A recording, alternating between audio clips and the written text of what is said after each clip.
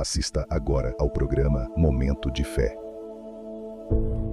Meu amigo, minha amiga do rádio, eu quero hoje compartilhar com você um texto bíblico que é uma reflexão, acredito que muito poderosa, do livro de Apocalipse, capítulo 3, versículo 20, que diz: palavras do próprio Jesus. Eis que estou à porta e bato. Se alguém ouvir a minha voz e abrir a porta, entrarei na sua casa, com ele cearei, ele comigo. Esse texto, se a gente ler apenas de uma forma simples, sem prestar atenção nos detalhes, pode ser que ele não faça muito sentido. Mas se nós entendermos a revelação do que ele quer dizer, fará todo o sentido. Todo o sentido. Eu vou explicar para você em poucas palavras e acredito que você vai compreender. Esse texto fala da forma como Deus trata com o ser humano. Eu já percebi, conversando com pessoas, como eu converso o tempo todo, que uma das maiores angústias do ser humano é entender o que ele está passando. Quando uma pessoa passa por um momento bom, feliz, é muito fácil, é gostoso, a gente nem se questiona muito, né? A gente só vive. A gente não fica perguntando, poxa, por que eu tô prosperando nos meus negócios? Nossa, eu queria entender por que eu tô indo tão bem nos meus projetos, por que está dando tudo tão certo nos meus objetivos. Ninguém para pensar nisso. Mas quando as coisas saem do eixo, quando as coisas fogem do controle, nós queremos entender, sim. Porque nós queremos o quê? Corrigir. Mal comparando, igual uma máquina que está funcionando mal. Tu quer saber por que ela está funcionando mal para poder corrigir. Se ela estiver funcionando bem, cumprindo o papel dela, aquela máquina você nem pensa, não é verdade? Mas se ela estiver funcionando de forma irregular ou de forma não convencional, obviamente nós vamos tentar entender o que está errado. E por que não está funcionando direito. A vida da gente é na mesma linha.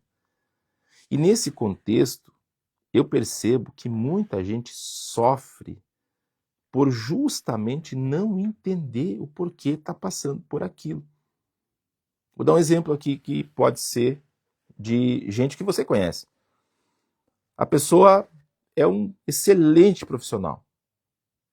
É correto, é pontual, é dedicado, enfim. Porém, não consegue se estabilizar em emprego nenhum. Seus empregos são de pouca duração. Lembro de um ouvinte, alguns anos atrás, que ele me liga para um programa de rádio nosso, dizendo para mim: Pastor Alex, eu preciso de uma oração pelo meu trabalho, certo? É que estou completando 6 meses de emprego. O senhor quer uma oração? O senhor quer agradecer a Deus pelos 6 meses? O senhor está comemorando os 6 meses de trabalho? Ele disse: não, pastor. Eu estou nervoso. Porque quando completa 6 meses, olha só o que ele disse. Nos últimos 3 serviços que eu tive, pastor, quando completou 6 meses, alguma coisa aconteceu e eu acabei perdendo o emprego. É mesmo? Ele falou sim. E foram coisas assim fora da minha alçada. Eu não tinha culpa, mas acabou sobrando para mim também. E eu não tinha nada que ver com as questões que surgiram. Então eu estou com medo agora, pastor, de completar os 6 meses e mais uma vez algo acontecer e eu perder o serviço.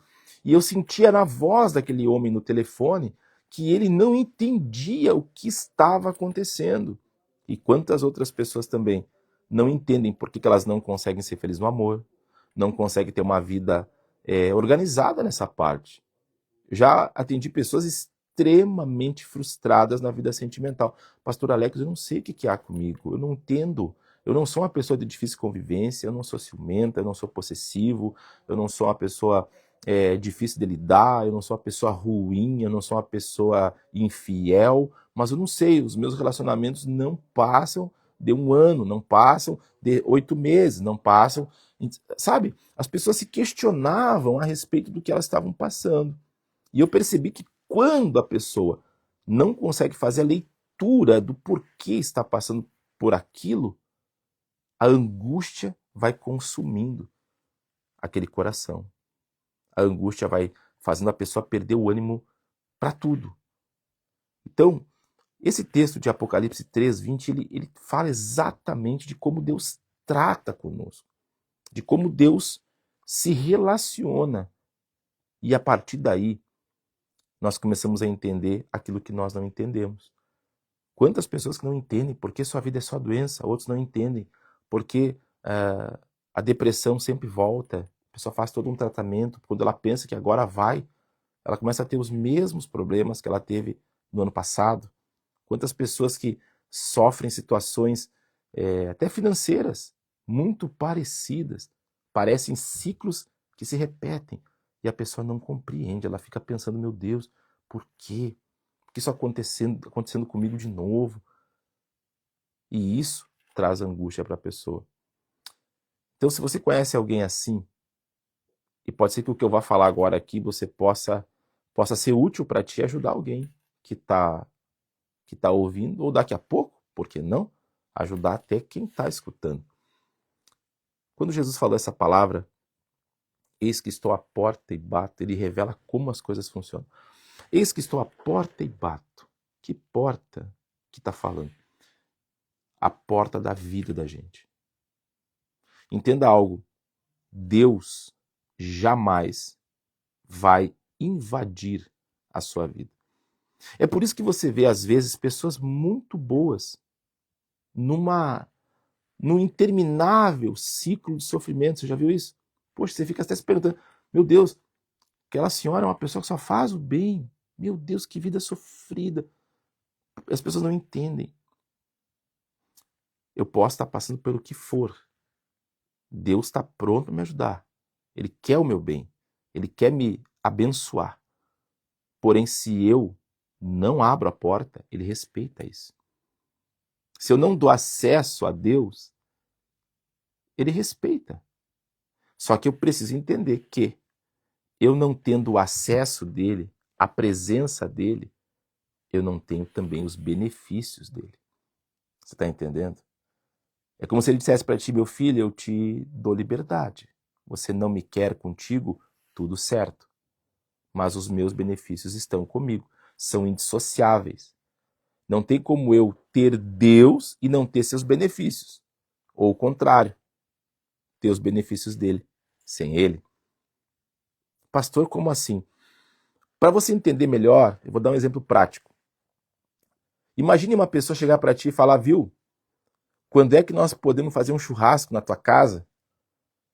E tu fica feliz, poxa, coisa boa receber quem a gente ama na nossa casa. Aí tu já faz planos, opa, vamos fazer aquele churrasco e tal. E a pessoa fala assim para ti, não, eu quero a tua mesa, aquela grandona. Eu quero aquela tua área que tu tem nos fundos que é top. Aquela tua churrasqueira que não vem fumaça, muito boa. Aquele teus espetos lá que tu tem, que tu cuida. Eu quero aquele teu freezer lá que cabe toda a carne lá. Eu quero aquela tua piscina. Quero tudo. Eu só não quero uma coisa. E o quê? Eu não quero tu lá. Quero só a tua casa, tuas coisas. Mas tu não precisa estar lá. Quero tudo que é teu, mas tu eu não quero. Você vai dizer assim, pô, mas isso não faz o menor sentido. Você quer toda a minha casa, não quer a mim? É, tu eu não preciso. Só quero das tuas coisas. O que tu tem eu quero. Tu não. Como é que você se sentiria se alguém te fizesse essa proposta? Não tem cabimento, né? Loucura. Pois é. É assim que muitas vezes, sem perceber, a gente se relaciona com Deus.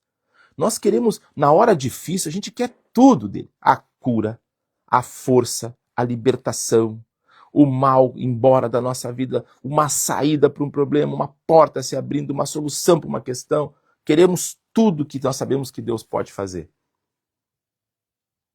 Mas nós puxamos pela memória e daqui a pouco já faz anos que não botamos o pé numa igreja. Escutamos lá o pastor Alex todo dia na cultura. Acompanhamos no Instagram, no Facebook, lá as postagens da igreja. Achamos tudo muito bonito. E dizemos até, qualquer horinha eu vou aparecer nesta igreja, porque gosto do jeito que eles falam, qualquer hora eu vou lá. Mas esse qualquer hora já passou ano. E não aconteceu. Eu não consigo achar tempo. Meu amigo, pastor Alex, eu queria muito, só que eu não tenho tempo. Meu amigo, escute. Aquilo que for prioridade, a gente acha tempo. A gente cria o tempo. Se você ficar doente hoje, você pode dizer para mim que não tem tempo de se tratar de um médico, não tem tempo para nada. Mas se você ficar doente, você vai se obrigar a achar o horário para ir até o doutor ou até o hospital. Você vai se obrigar. Porque vai ser uma prioridade para ti. E Jesus falou, estou à porta e bato. O que ele quer dizer com isso? Que ele não invade. Ele te convida. Ó, estou aqui. Se alguém ouvir minha voz, que é uma parte do processo, e abrir a porta, porque você pode ouvir a voz e não abrir a porta, você não é obrigado. Entenda, esse pensamento que tem assim, eu lembro que quando eu fui para a igreja, e amanhã vai completar 26 anos que eu estou dentro da igreja, olha que coisa boa. Eu ainda era jovem, eu lembro que diziam para mim assim, poxa, você vai para a igreja? Pá, pensa bem, depois você não pode fazer nada. Pintavam a igreja de uma prisão. A gente achava que ir na igreja era se privar da vida, que a gente não ia ter mais vida. Eu lembro que eu vi isso dentro de casa, meu filho, pensa bem, aproveita mais a vida, meu filho. Como se eu tivesse terminando a minha vida se eu fosse para a igreja. Porque as pessoas pressupõem que a igreja te obriga a fazer as coisas. E não é a realidade. Deus não faz isso. Na nossa igreja, pelo menos, isso não é uma cultura. As pessoas podem ir na igreja, normalmente nós não nos metemos na vida das pessoas. Em momento algum. Respeitamos a opção sexual das pessoas, respeitamos a forma de vida das pessoas, respeitamos tudo. Nós não interferimos em nada, apenas falamos do evangelho. E ali Deus vai tratando dos corações. Mas alguém ser oprimido, obrigado ou constrangido, nunca aconteceu em 18 anos de fundação da Igreja Nova Vida.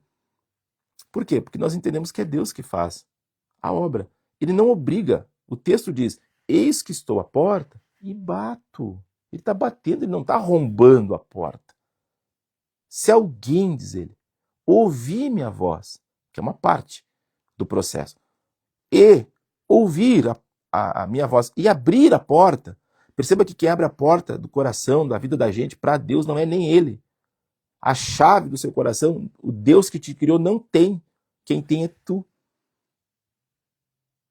E deixa entrar, diz assim o texto. Entra ali na sua casa, com ele cearei, ele comigo. Na cultura do Oriente Médio, cear juntos é um ato de comunhão e muita consideração. Então, quando a Bíblia fala que nós vamos cear juntos, Jesus falando que nós vamos cear juntos, ele está dizendo que nós vamos ter uma vida. Eu vou participar da tua vida, eu vou ser presente na tua vida porque tu me autorizou a ser. Então, a partir daí, meu amigo, minha amiga do rádio, você começa a entender tudo. Você quer que Deus te abençoe de fato? Quero. Deixe ele acessar a sua vida. Tenha medo. Do que você tem medo? Medo de deixar de aproveitar a vida, é isso? Posso te afirmar que na nossa igreja, por exemplo, nós conseguimos ter uma vida muito feliz, muito alegre, dinâmica, divertida com Jesus, com Deus, sabe? Podemos, se você acompanhar nossas redes, você vai ver, a gente sai junto, viaja junto, se diverte, dá risada, pratica esporte, vai ao cinema, olha filme, acampa, tudo. Temos uma vida plena, mas sem o mal, sem a maldade do mundo no nosso meio. Então dá para viver uma vida muito boa com Jesus. Estamos num país que eu posso falar aqui, numa live na internet, numa rádio de longo alcance. Estou aqui, dentro de um estúdio, no centro de uma cidade, como São Borja, falando de Jesus sem nenhum medo. Nós ainda podemos. Há países que você não pode cultuar a Deus. Há países que, se você tiver uma Bíblia, você pode ser morto. No Brasil, temos algo chamado liberdade religiosa. As pessoas podem professar a religião que elas quiserem, sabe? Você é livre para professar a religião que você quiser no Brasil. Que benção, né? Nossos amigos aqui que nos acompanham, evangélicos, você pode fazer um culto na garagem da sua casa. Você tem liberdade. Os amigos da religião espírita, mesma coisa, podem se reunir. Ninguém vai incomodá-los. Os irmãos católicos, mesma coisa. E tantos outros credos religiosos. Temos liberdade. Então, eu não vou a Jesus se eu não quiser. Ele não vai te obrigar. Entenda isso. Deus quer nos ajudar. Mas ele só faz isso a partir do momento que damos acesso a ele. Nosso Deus é tão generoso que ele deixa você escolher até quem você quer servir. Você pode não servir nem ele. Pastor, mas se é bom ou ruim, eu não vou entrar no mérito. A vontade de Deus está na Bíblia. Ali é o caminho. Ali está tudo. Então, pensa nisso. E vamos, nessa sexta-feira, colocar a peça que falta para as coisas funcionarem. O que está faltando para a sua vida andar? É muito simples, está faltando o Criador de tudo. O que te deu tudo. O que está esperando você convidar. Vai no culto, sexta-feira amanhã. Tudo que é coisa ruim vai cair por terra, você vai ver. E sua vida vai engrenar. Tá bom? Vamos falar com Deus agora? E eu registro aqui as últimas participações na sequência. Vamos ao momento da fé, vamos falar com Deus. Meu Deus e Pai, quanta gente me ouvindo e dizendo é verdade. Eu precisava escutar isso. Quantas vezes nos faltou alguém para nos explicar essa parte? Que nós, se queremos ter uma aliança, temos que fazer parte dela. Se queremos os benefícios de uma aliança, temos que também fazer a nossa parte. E a nossa parte é a mais fácil, a menos penosa, a mais tranquila. Meu Deus, ajuda quem está me ouvindo e disse, eu vou nesta igreja. Não, vou perder uma semana a mais. Quem está numa cama doente, quem está desempregado, desalentado, num problema seríssimo de família. Senhor, abençoe a todos, eu te peço. Muda realidades hoje aqui. E que aonde chegar o nosso programa, chegue paz ao coração de quem nos acompanha. Esse homem cheio de coisa para resolver, cheio de contas da empresa, contas altas para sanar, Senhor. Não está dormindo muito bem, está nervoso, está se movimentando, fazendo o papel dele. Ajude-o, dê força, ajude esse agricultor, Senhor. Se prepara para mais um ano de lavoura. Abençoe a todos, em nome de Jesus. Amém e amém.